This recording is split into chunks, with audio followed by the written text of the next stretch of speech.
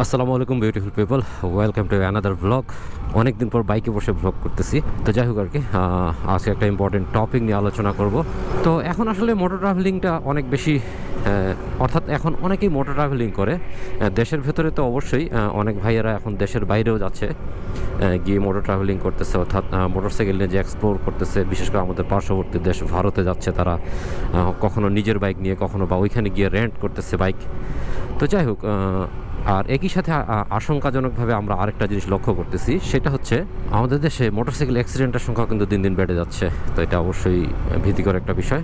তো যাই হোক, আজকে যেটা আলোচনা করতে চাচ্ছি সেটা হচ্ছে আমার অভিজ্ঞতা থেকে এবং একই সাথে বিভিন্ন ঘটনার প্রেক্ষিতে, অর্থাৎ মানুষ দেখে শিখে, কখনো ঠেকে শিখে। তো দুটা মিলেই আর কি আজকে যে জিনিসটা আলোচনা করতে হচ্ছে সেটা হচ্ছে আপনি কিভাবে আপনার রাইডিং স্কিলটা বাড়াতে পারেন আর কি। এটা নিয়ে মূলত আজকে আলোচনা করব। তো প্রথমেই যে জিনিসগুলো আমি বলতে চাই আর কি, সেটা হচ্ছে প্র্যাকটিসের কোনো বিকল্প নেই আসলে। তো আপনি প্রচুর প্র্যাকটিস করবেন। এখন বাইকিংয়ে প্র্যাকটিস বলতে আসলে কি বোঝায়? ইম্পর্টেন্ট জিনিসগুলোর মধ্যে যেটা আছে আমার কাছে মনে হয় সেটা হচ্ছে ব্রেকিং।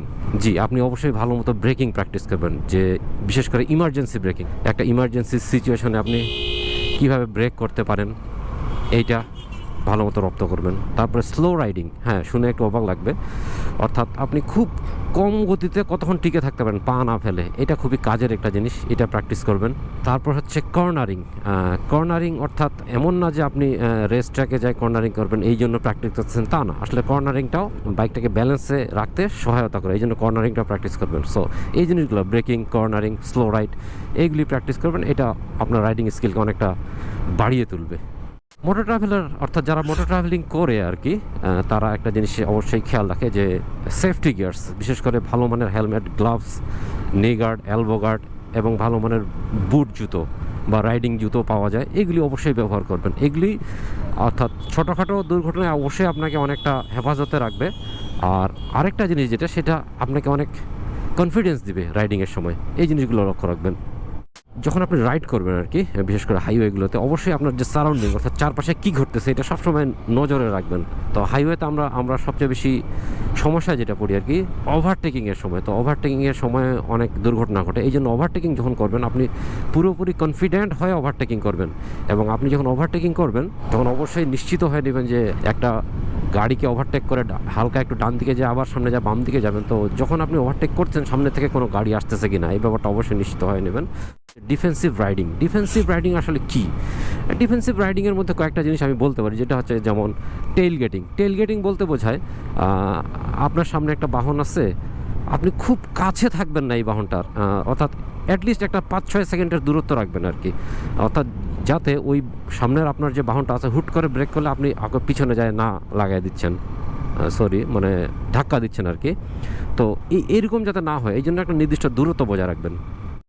স্কিল বাড়ানোর যেটা বড় আরেকটা ভালো জিনিস আছে, সেটা হচ্ছে আপনার সামনে কী ধরনের হ্যাজার্ড বা বিপদ আসতে পারে এটা আপনাকে অ্যান্টিসিপেট করতে হবে, মানে অনুমান করে রাখতে হবে যে এরকম একটা ঘটনা এখন ঘটতে পারে। যেমন আপনি দেখছেন একটা চৌরাস্তা বা ডান পাশ থেকে বা বাম পাশ থেকে রাস্তা উঠে আসছে মেন রাস্তায়, এবং ওই সময় আপনাকে সাবধান থাকতে হবে যে কোনো গাড়ি উঠে আসতেছে কিনা, কোনো মোটরসাইকেল, কোনো সাইকেল উঠে আসতেছে কিনা। তো এইগুলি আপনাকে অ্যান্টিসিপেট করতে, যেমন এখানে একটা সাইন দেওয়া আছে বাজারের, তার মানে অবশ্যই আপনাকে সাবধান হইতে হবে কিন্তু সামনে বাজার আছে। বাজারে তো আর আপনি 60-70-তে যেতে পারেন না আর কি, অ্যাটলিস্ট আপনাকে স্পিড কমাইতে হবে এখানে।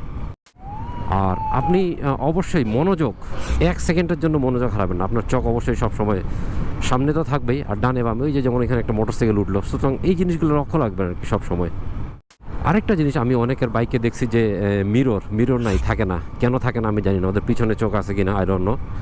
তো মিরর অবশ্যই ব্যবহার করবেন আপনি। হাইওয়েতে মিরর ব্যবহার না করাটা একদম হারাম, কারণ আপনি যখন ওই লেন চেঞ্জ করবেন, আপনি ডানে থেকে মনে করেন এই ডানে যাচ্ছেন অথবা বামে যাচ্ছেন, আপনি যখন ডানে যাবেন বিশেষ করে অবশ্যই আপনি লেন আপনার মিররে দেখে নেবেন যে পেছনে আসছে কিনা। দেখা যাচ্ছে আপনার চেয়ে স্পিডে কেউ আসতেছে, ঠিক ওই সময় আপনি ডান দিকে চলে গেছেন, ক্র্যাশ করবেই। সো এটা অবশ্যই মাথায় রাখবেন, আপনি মিররে ব্যবহার করবেন। আরেকটা জিনিস বিশেষ করে গ্রামের রাস্তায় খুব পাই আর কি, সেটা হচ্ছে দেখা যাচ্ছে কখনো কখনো হুট করে আপনি যাচ্ছেন মোটামুটি 60-70 স্পিডে, হুট করে রাস্তার উপরে কেউ চলে আসে আর কি। দেখা যায় যে সেটা মানুষ হইতে পারে, গরু হইতে পারে, ছাগল হইতে পারে, হোয়াট এভার। আপনি বাংলাদেশের রাস্তায় যে কোনো কিছু পাবেন, এমন কোনো প্রাণী নেই যেটা পাবেন না। তো এই ক্ষেত্রে আমি যেটা করি আর কি, একদম আমার বেসিক ইনস্টিংক্ট থেকে এটা চলে আসে, সেটা হচ্ছে মনে করেন আপনি যাচ্ছেন, হুট করে একটা জিনিস একদম আপনার সামনে চলে আসছে, তো দেখা যায় মানুষের বা যে কোনো কিছুর একটা টেন্ডেন্সি থাকে সামনের দিকে যাওয়ার, তো আপনি চেষ্টা করবেন তার পিছন দিক দিয়ে বের হয়ে যাওয়ার, অর্থাৎ আপনি তার সামনের দিকে বের হয়ে যাওয়ার চেষ্টা করবেন না, কারণ আমরা যেহেতু সামনের দিকেই আগাই। তো কুকুর একটু ভিন্ন জিনিস অবশ্য, কুকুর দেখা যায় অনেক সময় মাঝখানে আসার পর আবার ইউটার্ন নিয়ে নেয়, সুতরাং কুকুরের ব্যাপারে একটু বাড়তি সতর্কতা অবলম্বন করতে হবে আর কি। আরেকটা জিনিস, আপনি যে বাইকটা চালাচ্ছেন আর কি, আপনার মোটরসাইকেলটাকে ভালো মতো জানুন, আপনি আপনার এই বাইকটাকে কন্ট্রোল করতে শিখুন, অর্থাৎ আপনার থ্রটলের ব্যাপারে, ক্লাচের ব্যাপারে, গিয়ারের ব্যাপারে, ব্রেকিংয়ের ব্যাপারে, যাতে আপনি বুঝতে পারেন যে আমার বাইকটা কেমন, কিভাবে চালালে কোন জায়গায় আমি তাকে কতটুকু কন্ট্রোল করতে পারবো, এই জিনিসটা আপনাকে আয়ত্তে আনতে হবে। ওই যে আরেকটা কথা বললাম যে দেখে শেখা ঠেকে শেখা, তো দেখে শেখা অর্থাৎ আমরা অনেক অ্যাক্সিডেন্টের ভিডিও পাই এখন, তো এই ভিডিওগুলো বারবার দেখবেন যে আসলে কি কারণে অ্যাক্সিডেন্টটা হলো, কি ভুলের জন্য হইলো এটা, এইগুলি একটু অ্যানালাইজ করার চেষ্টা করবেন, তাহলে দেখবেন যে অনেক কিছু বুঝতে পারবেন যে ওই সিচুয়েশনে হইলে আমার কি করা উচিত ছিল এটাকে অ্যাভয়েড করার জন্য। এই জিনিসটা অনেক কাজে দেয়। আমি যখন কোনো ভুল করি রাস্তার উপর, তখন চিন্তা করি পরবর্তীতে কেন এটা হলো, কি করা উচিত ছিল, আমি হয়তো তাড়াহুড়ো করে ফেলছি। এখন অনেকে বলে যে আমাদের দেশে যে ও খুব এক্সপেরিয়েন্সড রাইডার, ও খুব ভালো রাইড করে। আসলে ভালো রাইড করা বলতে আমরা কি বুঝি? স্পিডিং করাটা আসলে ভালো রাইড করা না শুধু। তো এই ক্ষেত্রে আমার যেটা পরামর্শ সেটা হচ্ছে 0 থেকে 100 কত দ্রুত যাইতে পারেন আপনি, এটা রপ্ত করা, এটা দিস ইজ নট ইম্পর্ট্যান্ট, এটা খুব একটা জরুরি বিষয় না। আমার কাছে যেটা ইম্পর্ট্যান্ট, আমি যেটা সবসময় পরামর্শ দেই সেটা হচ্ছে 100 থেকে 0 আপনি কত দ্রুত আসতে পারেন, এইটা প্র্যাকটিস করেন আপনি। এটা একটা লাইফ সেভিং জিনিস, অর্থাৎ 100 থেকে 0-তে আপনি কত দ্রুত আসতে পারেন এবং কত সেফলি আসতে পারেন, এইটা অবশ্যই প্র্যাকটিস করবেন।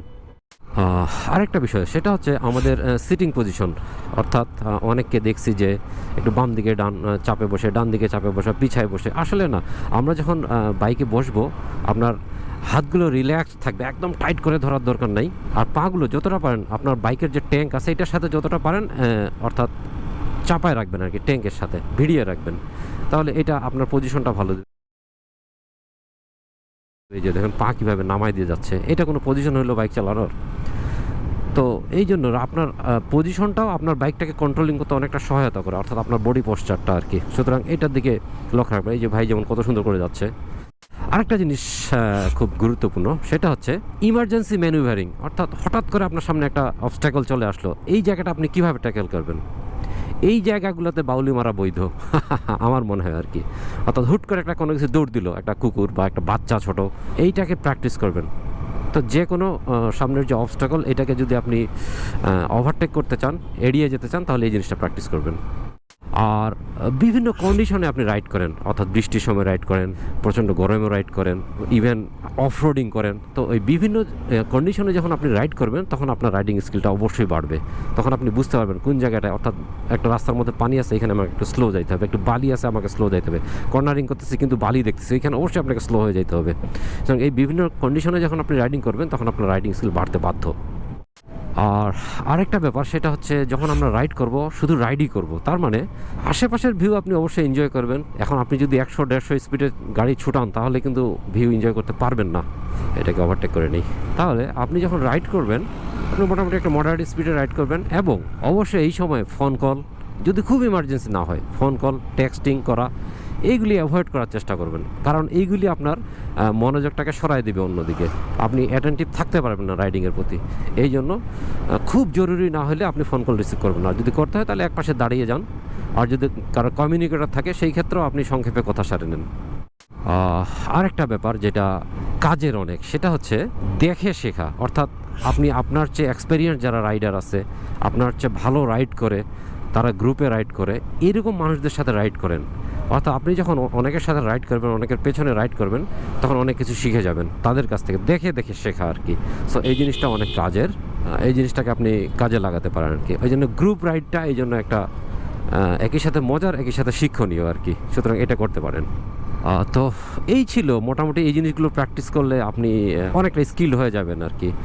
আর আরেকটা বিষয় হচ্ছে লং রাইডে গেলে অবশ্যই ধৈর্যের কোনো বিকল্প নেই, ধৈর্য ধরে রাইড করবেন, অবশ্যই সেফলি বাসায় আসতে পারবেন আর কি। So hope you like the videos. আর আমার চ্যানেলে আরও অনেক ভিডিও আছে, দেখবেন, আশা করি উপকৃত হবেন। আর যদি নতুন হয়ে থাকেন চ্যানেলে তাহলে সাবস্ক্রাইব করবেন, আর পুরাতন যারা আছেন তাদেরকে অবশ্যই ধন্যবাদ, অসংখ্য ধন্যবাদ। So thanks for watching. আল্লাহ হাফেজ।